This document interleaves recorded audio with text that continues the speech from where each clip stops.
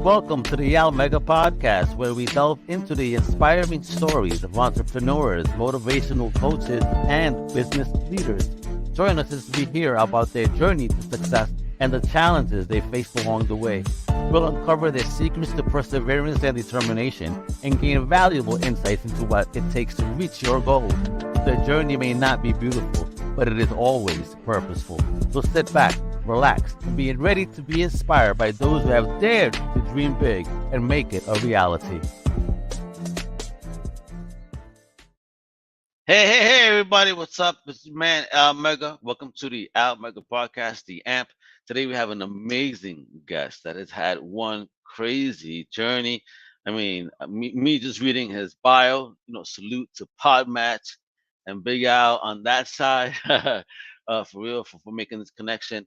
Today we have the CFO of Next Level University. It's a global top 100 podcast. I mean, and talk about consistency, and we're going to learn that its importance later. I mean, homie has over 1,250 episodes and over 750,000 plus listens. Okay, multi six-figure show. I mean, homie is doing it. The one, the only, the multi-talented, the very inspirational. Woo! Kevin Palmieri. Hey! What's happening, buddy? Thank you so much for the kind words. Thank you for having me. I appreciate it very much. Well, my brother, you seem to be on an amazing journey, and not just doing your journey, onto yourself, but sharing that experience and blessing others with that knowledge and helping them also reach a level of success on that road. So thank you for even doing that. That's some good work. So salute to you. Thank you. Applause, Thank you. It's a big weapon. I appreciate it. I don't know. Sometimes I think that we assume we have very unique lives, all of us. Nobody will ever live your life the same way you have, but there are common things that happen. So I think it's important to share your message because you never know what somebody else is going through. They might resonate with it. So it's always worth it. Oh, absolutely. So talk a bit about yourself, Kevin. Let us know where you hail from originally. I originally hail from a small town called Uxbridge, Massachusetts that most people have never heard of. No way. I used to live in Blackstone. We were neighbors. Okay. We heard of Blackstone. Yeah, so that's close. That's only what, 10, 15 minutes away? Not even. Yeah, I went to the court over there. Yeah, don't ask why. So yeah, that's where I was born and raised. I didn't have like anything crazy happen in my childhood. I was raised by my mom and my grandmother. I didn't know my dad. I didn't meet my dad until I was 27. So that's obviously a big part of my life. But yeah, I don't know. It's interesting, Al, because I think, when you see somebody who's doing what they love every day, maybe you think that they like reverse engineered their life for that. I didn't. I fell into podcasting and then we just kept going. And now we kind of are where we are today. And I'm grateful for that. So let's talk a bit about you growing up, though. I mean, how did you even find podcasting where you're at? What happened, and at what stage in life did that happen? Yeah, I was probably like 2017. Yeah, so I was probably like 26, and I had a buddy who he had me on his YouTube channel. We were just going to talk about fitness and life, and I was like, I don't know what this is. I don't know what value I'm going to add, but I'm happy to bro out and talk about it. Hey, I'll be on video live. Awesome. Yeah. And it was like, all right, cool, let's do it. And after we did the interview, I said to him and I said to one of my other buddies, I said, imagine if you could do that for a living. I mean, that hour and a half went by in what feels like 15 minutes. If I could do that every day, that would be the best life I can imagine. So a few weeks later, a month later, I ordered all the equipment and I had myself a podcast. And that was it. Like once I started, I actually felt like I was doing something of value, to how did you even start though? Because you started YouTube, but YouTube is YouTube. Podcast is a podcast because there is a differentiation. So what did you do? Were you going vidcasting? That marriage. I mean, how did you even start? How did you even know how to start? Even I just lived on Google. So in the very beginning, Google University, baby. Google University. I went home and I was like, all right, what what is like the lowest common denominator to get started with? Like, what do I need? What is the lowest barrier to entry? So I Googled how to start a podcast, and it was like, you need the artwork, and you need to do an intro, and you need to do an outro, and all these things. For me, it was just like, tell me what equipment to get, and I'll just try to like wing the rest of it. So I just started with a microphone that plugged into my laptop. I had no mixer, no lights, no cameras. I started as a pure podcaster in the very beginning, and then Oh man, I eventually, feel you. I had an Audio Technica USB mic and a Logitech headset. Hey, look at that's the you. one, Old Faithful. That's the baby that started it. Yeah, that's it. We used that for the first, like, I don't know, 500 Beautiful. episodes. And I Wow. mean, that's the thing is like, in the beginning, you just have to focus on what's sustainable. It was just, I did what was most sustainable to get started. And then I tried to just improve as I went. In the beginning, nothing was happening. I mean, nobody was listening. I didn't have any high quality guests or anything. It was just a passion project in the beginning. So that's how it started. It started from, I'm going to have cool conversations with cool people about stuff that I don't really hear talked about enough. And that was it in a nutshell in the very beginning.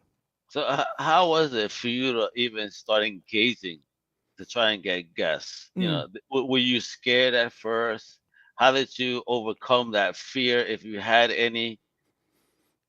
Yeah, in the very beginning, it's almost like in the very beginning, I think I was way more scared to ask people to come on the podcast because number one, I knew these people personally. And number two, I was afraid that they weren't going to enjoy the conversation. So I remember my 6th episode was with a guy named Dan. And it was somebody I went to like high school with and I hadn't talked to in like 10 years. And it looked like he was doing some cool stuff. He was like in a band and he was doing a bunch, so I said, hey, Dan, I know this is super random. You want to come up to my house in New Hampshire and I'll interview you on my podcast? Like, this is what it's about. And I just had him come to my Wait, house. you were doing them on site right there? This is like before the remote stuff? You were doing them on site? Yeah. Oh, Zoom. check you out. I won't say Zoom wasn't around, but no, I didn't know about Zoom really. Like, Okay. yeah, that wasn't a thing for me at that Oh point. man, So really a pioneer. He had the folks coming to the crib, son. yeah. But it was awesome, right? I know you said you're doing a studio yourself. It's like, Yeah, it's really hard to that's a better replicate. experience. It's a better experience and it's a better opportunity to get to know somebody. And you can feel somebody's energy. It's just, there's a lot of things Wow, that you ain't when lying. you're in person, it's just a little bit different. So I do miss that. Now everything is virtual, but yeah, that was it in the beginning. I was just afraid of what my friends would think. And then eventually it's like, you get to the point where you shoot so many messages to people to come on the show that you're not going to get a response 8 times out of 10. So you kind of you get over that rejection eventually. Okay. But all right. So you started then. You're over 1,200 episodes in. So talk about consistency then. I mean, how do you keep consistent? But also, why is it so important? Yeah. So number one, I have a business partner, AKA I have built-in accountability. I have somebody waiting for me to show up and he has somebody waiting for him to show up. So it's almost like in a way, I would have to not only not want to show up, but he would also have to not want to show up. And the odds of that happening are just so low. So we definitely hold each other accountable. That's number one. The number two thing is it's not about me.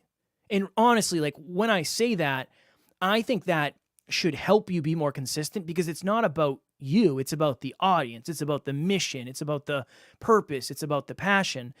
If you don't feel well, I completely understand. But it's my job to show up and add value to our audience. That's what I've promised, right? I promise that.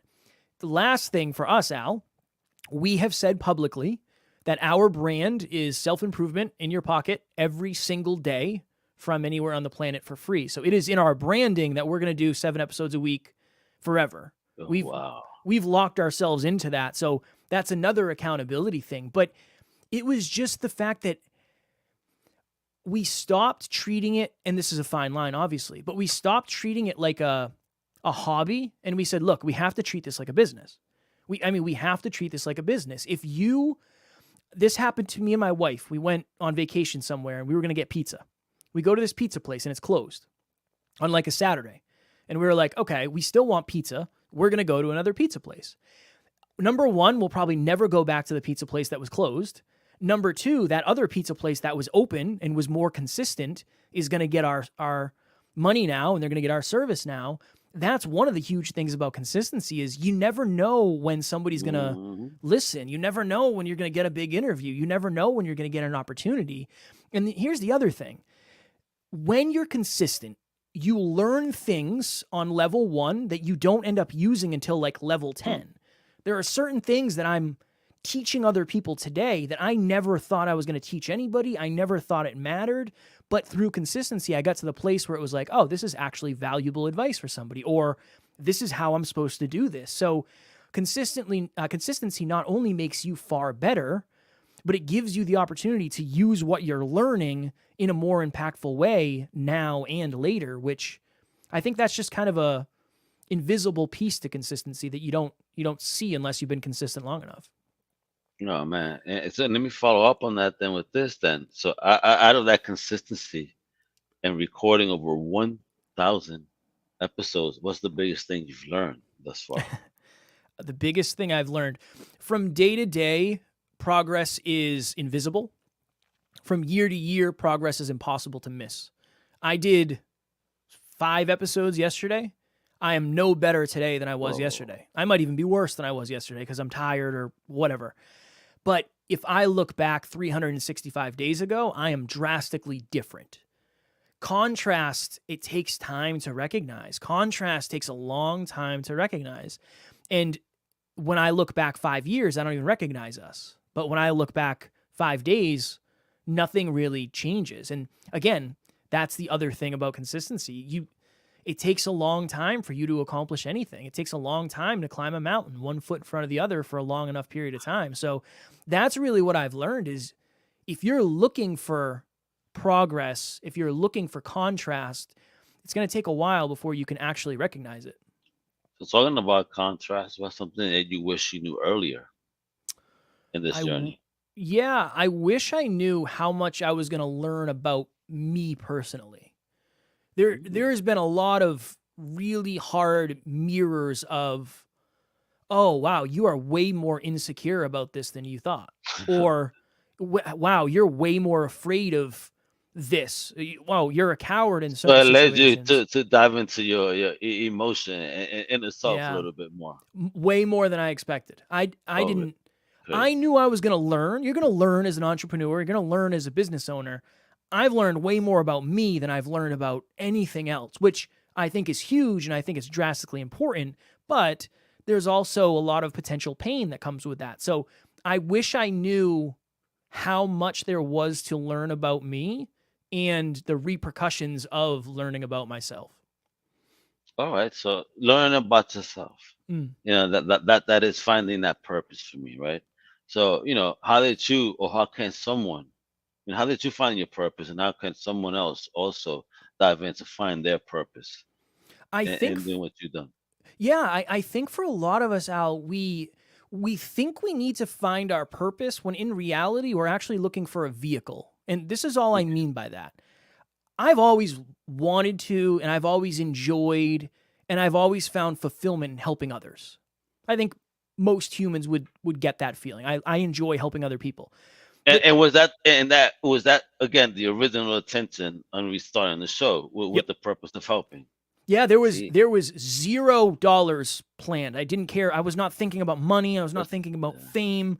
I didn't even think you could do any of that. So for me, it was like, if one person hears this conversation about how I'm afraid of being rejected, maybe that'll help them. I'm all about that. I want to add value. I want to add value to people. But it's interesting because this is what, of course, this is what happened. When I started the podcast, that was me leaning into a vehicle to serve the purpose of adding value. But if I reflect, I look back and I say, oh, I was doing motivational content on Facebook. Before Facebook Lives were a thing, I would record a video on my laptop and upload it to Facebook.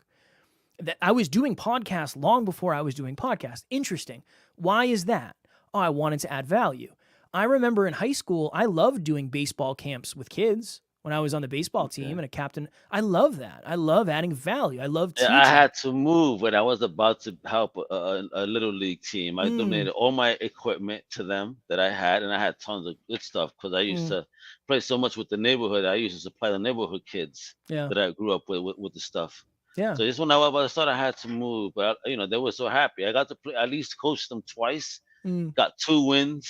I'm heavy on learning how to bat, folks. Come on, there ain't no pitcher in the world that could beat you when you know how to bat.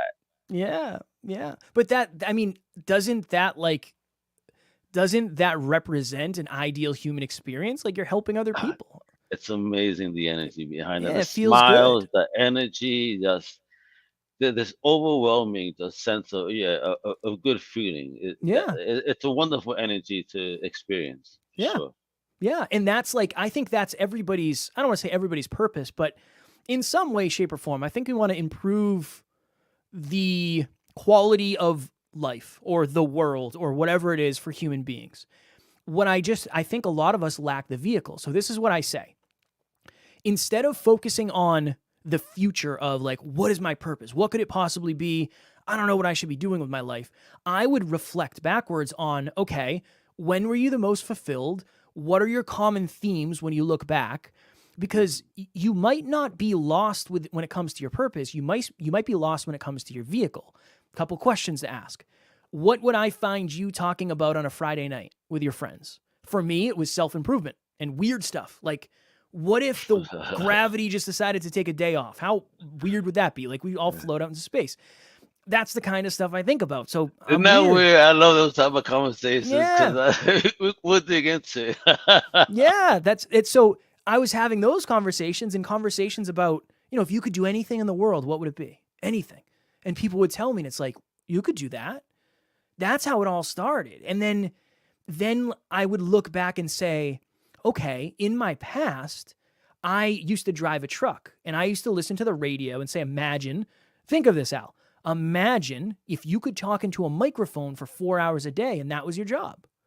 Mm. That's what I do now. It's more than 4 hours a day, probably. But so that was a sign. That was a sign of what I wanted to do. So ask yourself a couple questions. Number one, what would I find you talking about on a random Friday night if I was just a fly on the wall? Number two, what makes you so incredibly sad that it completely wrecks the experience of what you're doing? So someone I know went and saw the Great Barrier Reef. They said the Great Barrier Reef is actually the Great Barrier Cemetery because of pollution and the environment. It made them super, Sad. super, super sad. One of their purposes is to improve the environment, right? That makes sense. And then I like this question. If I gave you $1 billion and you had to do something in the service of improvement, in the service of the world, in the service of humanity, what would you do? Because a lot of us would say, I'm going to sip margaritas on the beach. Okay, that's going to get old quickly and it's not necessarily going to improve the world. So if you had to do something, in terms of improvement and quality, what would it be? Those are a couple of questions just to get the ball rolling. But I think you got to sit with it and you got to reflect. When were you I the most definitely care fulfilled? about America a little bit and take care of the kids here that are in bad Yeah, situations. And some cancer research. That'll be my goals yeah, right there. I yeah. really And want to do that so badly, and hopefully I could find the lane through y- this oh, to do that. maybe this is the lane. You might already have the lane. Maybe this is it, or maybe it's something else you're doing. You never know. Yeah, absolutely. I mean, I believe, man, we got to help each other. Of That's what's course. life. You know what I mean? Yeah, it's all So love. yeah, but yeah, you're sharing, and that's what I'm saying. I'm thanking you for sharing because again, people don't tend to share, and especially men, right? We don't like to share, apparently, quote unquote. I mean, why is vulnerability so important then? Being able to share and being open with ideas and just feelings and being who we are. I believe a couple of reasons. Number one, I think that vulnerability is a pretty good measure of the quality of your relationships. And here's why. If you and I are behind the scenes and I'm never vulnerable with you. I don't ever tell you how I'm feeling. I don't ever tell you what I'm thinking. You don't really know me. You don't know me. You know who I want you to think I am. You know the version of me that I We're acquaintances, not we're, friends at that point. exactly. Yeah, you don't know the real me. So number Yeah. one is it's going to drastically improve the quality and the connection in your relationships. That's part one. number two, you're not going to feel as alone because when you're vulnerable, you're sharing difficult truths potentially or scary feelings potentially, but oftentimes you'll find that other people are dealing with the same thing that you are. Other people are experiencing things in a very similar way to you. And then the other thing is, until you admit something to yourself, right? There's a level of vulnerability that comes with that of, I've really been letting myself down lately, or I'm upset on the way I showed up, or I'm disappointed, or I regret, or I'm ashamed. Until you admit that stuff to yourself, it's very hard to get rid of it. It's very hard to purge it out. It's very hard to overcome it. So it isn't just valuable in terms of bringing it into reality with other people, but you got to be vulnerable with yourself because that's really the only way to change. You can either change your perception or you can change your behavior. And when you change your perception and just say, you know what? I don't have feelings, doesn't matter. I don't regret anything, whatever. You're not going to change your behavior. But if you're vulnerable and say, I was on this podcast today with Al and I didn't give it my best. I regret that. I feel bad. I was on my phone or I was late, whatever it is. That's you being vulnerable with yourself. And then you can make a change from that, hopefully. All right. So talk about, talking about all about this and then sharing and all. You have something else called Next Level University. Yes. So talk about NLU. His website. And is that your partner right there you mentioned earlier? Yeah, that's Alan. Awesome. Shout out to Alan, big Shout out to homie. Alan.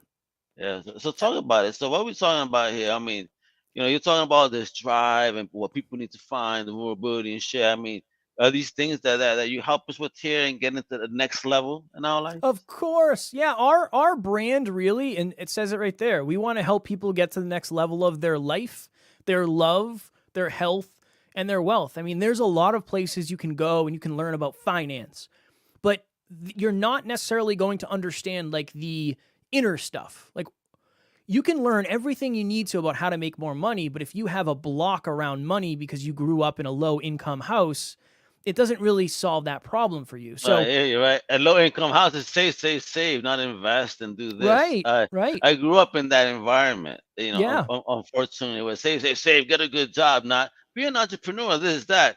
yeah, Which hopefully this generation is very different in teaching their kids to be entrepreneurs. This is why we see, I think, so many kids that are in fact TikTok or YouTube millionaires. Their yeah, parents encourage them, in their creativity to get involved and do something that they love. yeah.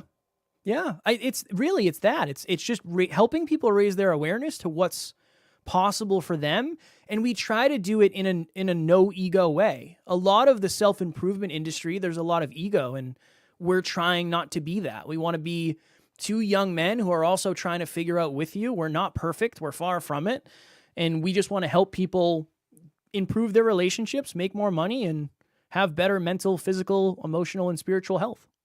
And so talk about this. How can you help us? Because I see here for them a group coaching, podcast solutions, web solutions, business solutions. I mean, wow, full package here for those entrepreneurs that are trying to get their feet wet and get involved. So talk about how you could help us with all these different levels in the university. Yeah, when we were trying to figure out how do we turn our podcast into a business, we asked ourselves a simple question. What are the top things that we struggled with that we figured out how to solve that we can help other people solve? And that was really how the business ended up creating a place where we would make money and we could pour back into the business. So for us, if you want to improve your life, your relationships, your habits, your consistency, you can listen to the podcast, but we also have group coaching. We have one-on-one peak performance coaching, one-on-one mindset coaching. We have podcast services where I help podcasters grow their show and make money. We have business services where Alan coaches business owners from somebody who just started to people who are multi-million-dollar businesses. So yeah, we set it up, Al, in a way where no matter how much money you're making and no matter how much self-improvement you've studied, there will always be a place for you. Whether it's a free podcast or a free meetup or paying us for help, that's really how we designed it. I love it because again, being an entrepreneur is definitely a never-ending Oh, yeah. world of learning. You continue to learn each and every day, and it seems you have an extended family. So talk about the team behind Next Level. I see you have other folks, or is it just you and Alan? No, we have a wonderful, wonderful team. At this point, I think we're up to like 16 or 17 people that make it. Whoa! Yeah, Whoo. we're very blessed, and we have brought people on our team that have been in the community because the core values are the same, the core beliefs are the same. So yeah, we've brought people on, and we're very blessed that they believe in the mission, they believe in us, and mostly they believe in their own unique ability to improve. I mean, that's why they want to be on the team, because they want to get the benefit of being around Alan and I, and we want to get the benefit of them helping us with a mission. So it's a big win-win for everybody. So, are you going to be making any appearances, any events that are coming up that we should be aware of, where we could meet you or get involved in the community? I plan on doing. I just did an event in Florida. I spoke at a podcast event. I might be in Which one? Colorado. Podfest? Podfest. Yeah, I was at I love Podfest. them. Shout out to Chris Comissos. They taught me so much in that community. So Yeah. shout out to them. That's also how I met Alex from PodMat. So Yep. Yep. It's a small world. The podcast industry it's not a big world. You're going to meet everybody if you go to a couple events. But yeah, yeah, that was I the love last it. one. Yeah, it was really good. And I love meeting people. Again, I don't go to a lot of events because there's a lot going on in the business, so I tend to stay home and sit in the office, but I think I might be going to Colorado in August for Podcast Movement. No, but I definitely say that Podfest is one of the best ones to Yes. always go to. Again, one of the best communities ever. Fantastic. So, um, I can't wait. Hopefully, you got to come down to Massachusetts. You coming down to Mass anytime soon? At some point, yeah. It's not far. Luckily, it's only an hour away. Hour and Yeah, man. 15. Maybe I have you in my studio another Um, time, and we could Consider it really go done. through a little bit more of what NLU is, and teach folks really what they're gonna have Alan on too, your partner, to dig in further, because this is real. I love what you guys are doing, and Thank you. the sharing of the knowledge through the podcast, and also again, where can people listen to your podcast, and specifically, you say it's every day. Is there a specific time that you drop? Yeah, so we drop 7 days a week at 3 a.m. Eastern Standard Time. That way, if you want to wake up with NLU, you can listen to us first thing in the Yo, morning. I want to give you a big hug because that's also my same logic behind my I website love it. post 3 a.m. So I I was love like, it. yo, you're Yep. the first person. I want to give you a big hug. Yeah, like, yeah, yo, somebody finally understands even my logic. I'm posting at that time. I Yeah. bet. I Yeah, dig it. if you're up early and you want to get better, cool. I'm sleeping at 3 a.m. I get up at like 5, so I'll be sleeping, but you can listen to me while I'm sleeping, and then you can get a little bit better. We're on all the podcast platforms. We're on YouTube. Just search Next Level University, and you'll find our stuff, and you'll learn very quickly. A, these are my type of humans. B, these aren't my type of humans, and hopefully you'll be along for the ride. We'd love to have you. Well, you heard, folks, better. And this is my last one here for you. Mm. What's the most powerful, and I mean powerful, piece of advice you could give to an early entrepreneur? I would say focus as much on learning about yourself as you do anything else. That the awareness that you gain when you start to understand yourself is an unlock. You figure out like what are you really good at, what are you not so good at, what are your limiting beliefs, what are your empowering beliefs. That level of understanding is huge. And I think when people start a business, they assume they have to learn about a business or they have to learn about YouTube, and you do. But at the end of the day, things usually grow to the level of the leader. And you are the leader of your own life, so you got to treat yourself like a leader and learn as much as you can, especially about you. You hear, folks, dig deep in yourself, find yourself, and that way you could definitely be able to bless others with 100% and get it going. Because when you bless others, let me tell you, the blessings come back tenfold. But don't do it Mhm. with that intention. Just do it because you really do mean that you want to help. I mean, look at Kevin, man. He helping with Alan. Again, thank you guys for doing what you do. And folks, again, I've been showing this off. The links are below. Please feel free to visit nextleveluniverse.com. All right. They will help you. They have podcasts, they have community, blogs, software, courses, events, group coaching, all types of solutions for you, the business entrepreneur. Even if you're just stepping into the game, you need some direction. I think you can't get any better than that Next Level University, because they really will level you up. And of course, you can follow along on Instagram at Never Quit Kid. I love that name. Wow, fire! Do you have T-shirts with that? Do you have a mascot? Come on, No, you, I I have it tattooed. Never quit. love it. That's where that's where it came Yo, from. yeah, I got my comic crew right here too. To be honest, yo, I I mean, I love it. believe in it, and yeah, then you need to make a mascot behind that. I love that. That's a great superhero mascot, the Never Quit Kid. I like it. I like it. I'll have to think about it. I'll reach out to you. I know Dude, you know more oh, about the I have a comic lot of side. artists on the team, man. Let me tell you, we could make you an awesome Never Quit Kid. I like I it. love that, folks. Don't forget it. That's Kevin right here, the Never Quit Kid. You can also follow him on LinkedIn at Kevin Dash Palmieri. All right, show the love. Reach out, especially again if you're a young entrepreneur just trying to get a foot in the game. These guys will inspire you, motivate you, and help you along in your journey in the best way possible. Thank you everybody for tuning in. Kevin, thank you so much for hanging out with me today. I appreciate it. Mi gente, you know what it is. All the links are below. Please follow accordingly. You know what I mean? Subscribe, turn on the notifications. It's the AMP, the Al Mega Podcast. I'm Al Mega. Hasta la próxima, mi gente. Much love. Bye. And that's a wrap for today's episode of the Al Mega Podcast. We hope you've enjoyed listening to the insights and stories from our guests. Remember, success is a journey, not a destination. And every step you take, no matter how small, brings you closer to your goals. Don't give up on your dreams and keep pushing forward. Until next time, thank you for tuning in and stay motivated.